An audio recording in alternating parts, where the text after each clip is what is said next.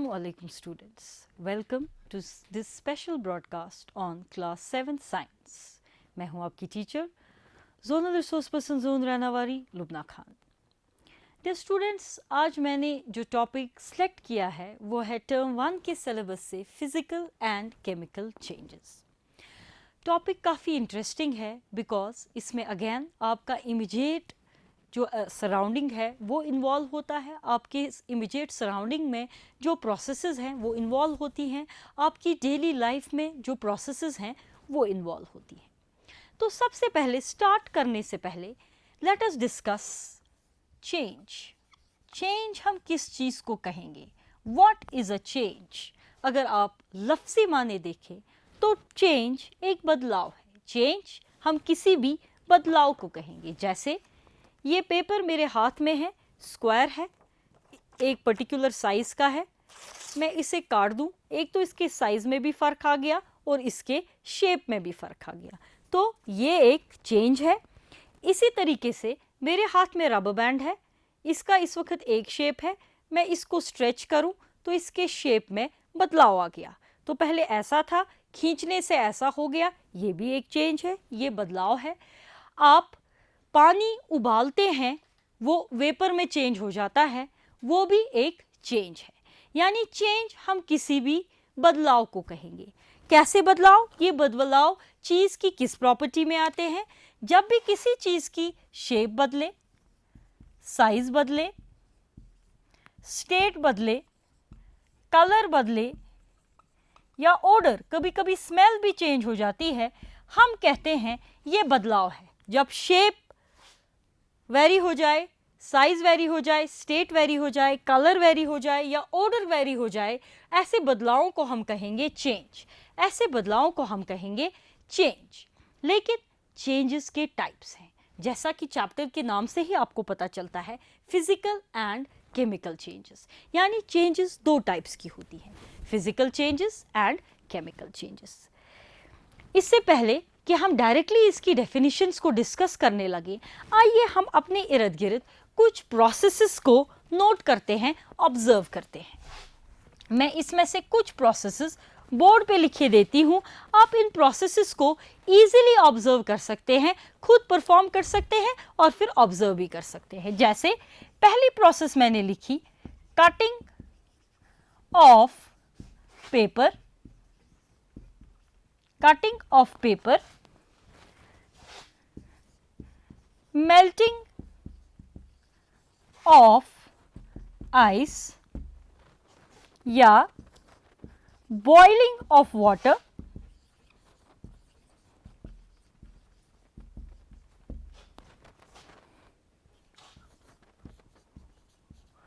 formation of curd from milk, boiling of eggs,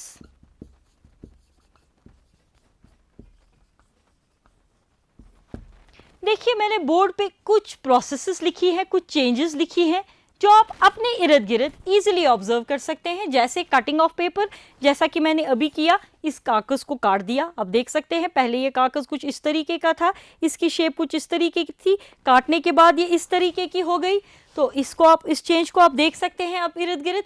melting of ice, आप घर में fridge के फ्रीज़र से आइस की क्यूब निकालिए, उनको किसी भी बर्तन में रखिए, फिर उस बर्तन को गैस में रखिए, गैस को ऑन कर दीजिए. 10-15 मिनट बाद आपको नज़र आएगा कि ये आइस जो है मेल्ट होने लगेगी और पानी में चेंज हो जाएगी. इसको आप इजीली देख सकते हैं अब इस चेंज को इर्द गिर्द. इसके लिए आपको किसी खास सामान की ज़रूरत नहीं है. मैंने इसीलिए ऐसी चेंजेस लिखी हैं जो इस पीरियड में आप अपने घर में देख सकते हैं, जिसके लिए आपको उधर इधर सामान लाने की ज़रूरत नहीं है. फिर दूसरी चीज़, बॉइलिंग ऑफ वाटर. अक्सर आप घरों में देखते हैं, आपकी जो मदर्स होती हैं पीने के पानी को उबालती हैं, तो उस प्रोसेस को आप कीनली ऑब्जर्व कीजिए.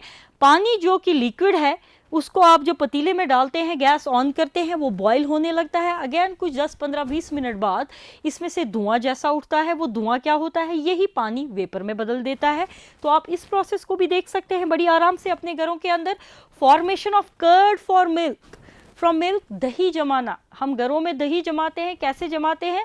जो मिल्क होता है, दूध होता है, उसमें थोड़ा सा दही डाल देते हैं, उसको लपेट लेते हैं किसी गर्म कपड़े में, फिर रख देते हैं 5-6 घंटों के लिए या इवन ओवरनाइट रखते हैं, और सुबह वो दूध या 5-6 घंटों के बाद वो दूध जब आप देखेंगे दही में बदल जाता है। तो ये भी आप, ये चेंज है, ये आप इजीली अपने इर्द गिर्द देख सकते हैं। और बॉइलिंग ऑफ एग्स, अंडे उबल के आप पहले जब आप अंडे होते हैं कच्चे होते हैं, उनके बाहर एक हार्ड केस होता है, उनको हम ऐसे नहीं खा सकते हैं, फिर हम इनको पानी में डालते हैं, बॉईल करते हैं।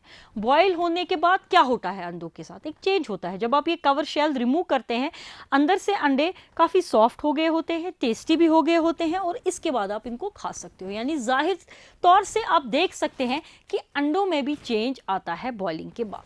अब आप इन सब चेंजेस को गौर से एनालाइज कीजिए, देखिए, और फिर अपने आप से 2 सवाल पूछिए।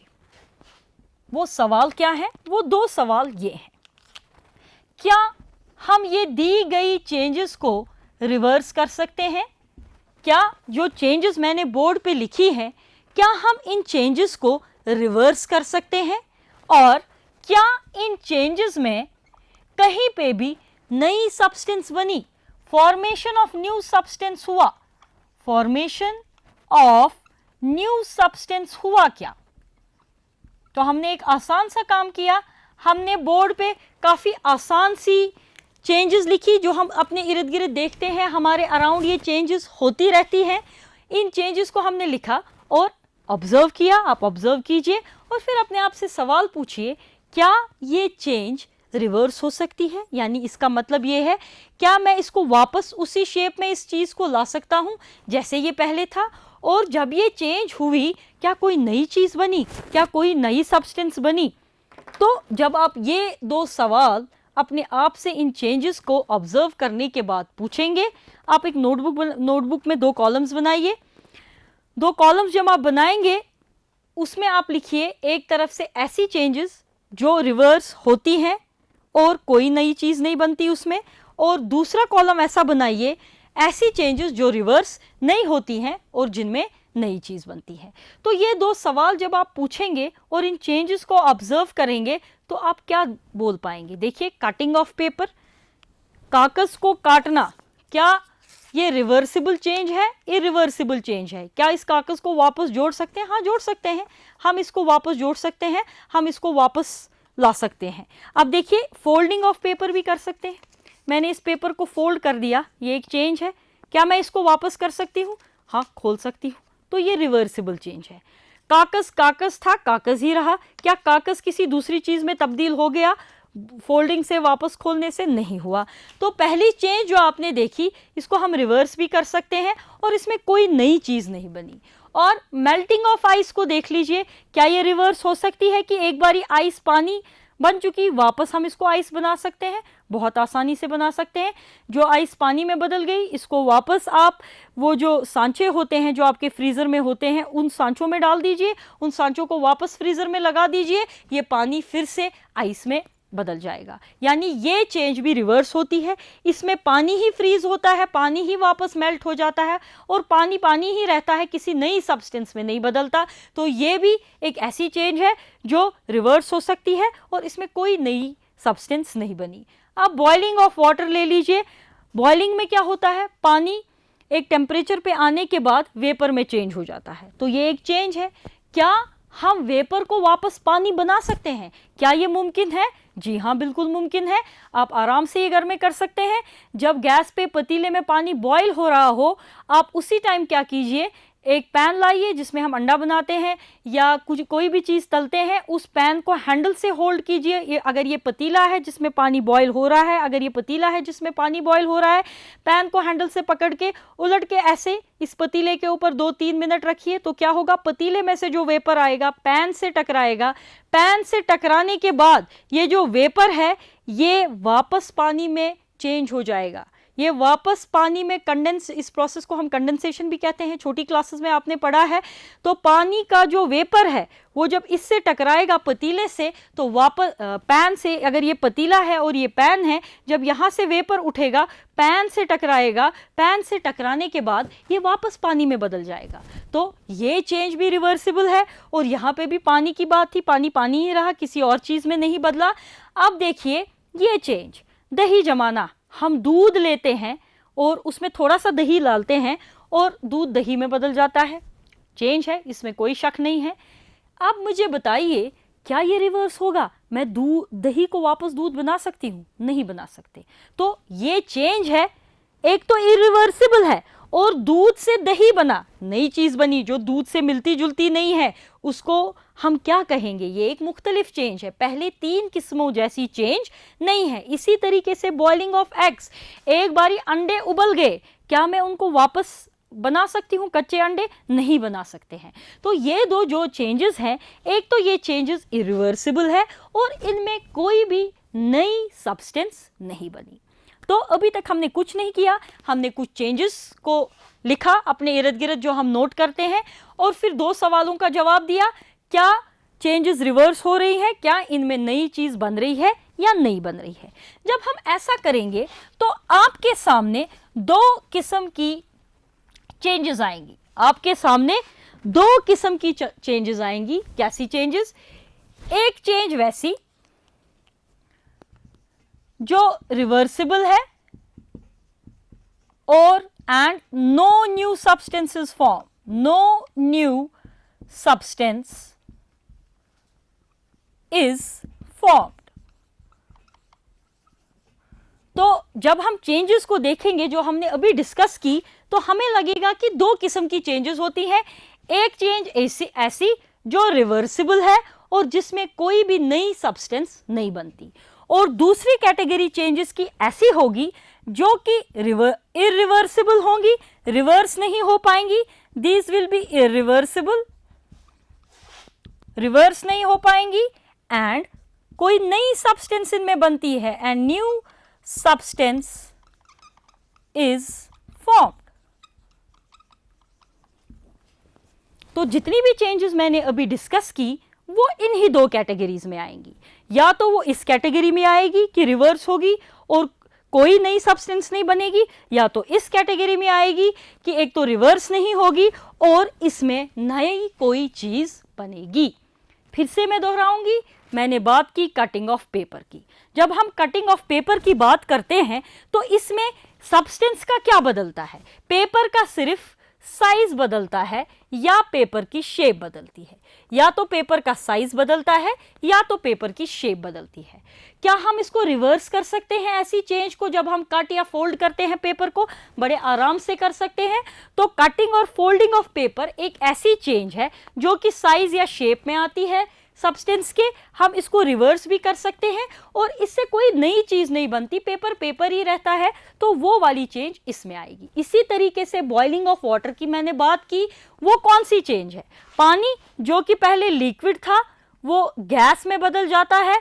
तो ये वाली चेंज स्टेट की चेंज है। बॉइलिंग ऑफ वाटर में क्या होता है? सब्सटेंस का स्टेट बदलता है, वो एक स्टेट में दूसरे स्टेट में आ जाती है। जैसे कि बॉइलिंग ऑफ वाटर, पानी खुद लिक्विड है और वेपर इसका गैस है, तो पानी लिक्विड स्टेट से गैस में आ जाती है। लेकिन ये चेंज भी मैंने आपको बताया कि हम कैसे पैन को उल्टा करके पकड़ेंगे पतीले के ऊपर और हम देखेंगे जब कि वेपर उससे टकराएगा वो पानी में बदल जाएगा। तो वो चेंज भी ऐसी चेंज है जिसको हम रिवर्स भी कर सकते हैं और इसमें कोई नई सब्सटेंस नहीं बन सकती है। तो कुछ चेंजेस हमारे अराउंड ऐसी होती हैं जिसमें कि हम बड़े आराम से देख सकते हैं कि ये रिवर्सिबल होती हैं और इनमें कोई भी नई चीज नहीं बनती। जैसे cutting and folding of paper, boiling of water, melting of ice, ये ऐसी चेंजेस हैं जो सब्सटेंस की शेप में आती हैं, साइज में आती है, स्टेट में आती है, या कभी कभी कलर में भी कुछ चेंजेस आ जाती हैं कि पहली चीज एक कलर की होती है फिर दूसरे कलर की होती है। इसमें भी आप एक आसान सी एक्टिविटी कर सकते हैं, लेकिन थोड़ा सा केयरफुल आपको होना पड़ेगा।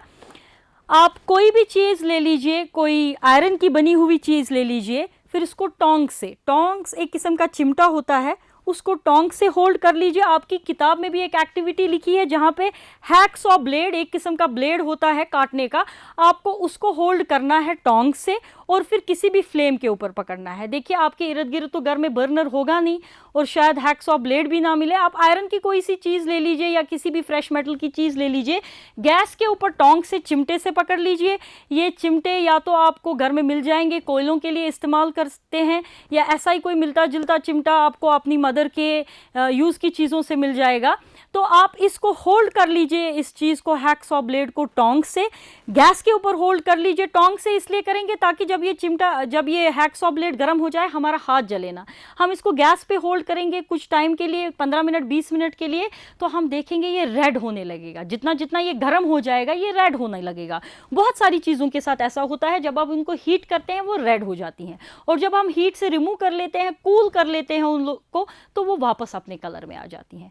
तो कुछ चेंजेस कलर से रिलेटेड होती हैं कि कुछ देर के लिए कलर बदल जाता है, तो एक चेंज है। लेकिन ऐसी चेंज को भी हम रिवर्स कर सकते हैं, जैसे कि अभी हमने हैक्सॉ ब्लेड की बात की थी, तो उसमें हमने क्या देखा कि ये सारी जो मैंने अभी तक बातें की, चेंज एक तो रिवर्सिबल थी और इसमें कोई भी नई सब्सटेंस नहीं बनी।